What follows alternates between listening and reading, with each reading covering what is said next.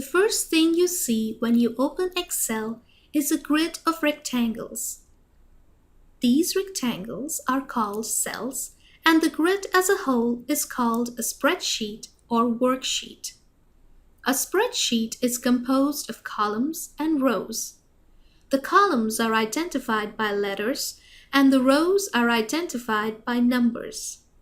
Therefore, the location of each cell is identified by a column letter and a row number.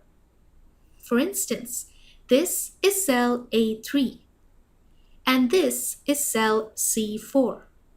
You can also see the location of the selected cell displayed in the name box. In Excel, the mouse cursor is shown as the white plus sign on your screen. To select a cell, follow the steps shown on the screen. I will select cell C5.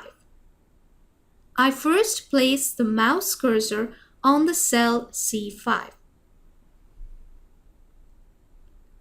Second, I press and immediately release the left button of the mouse. Once the left button of the mouse is released, the cell gets selected and becomes the active cell.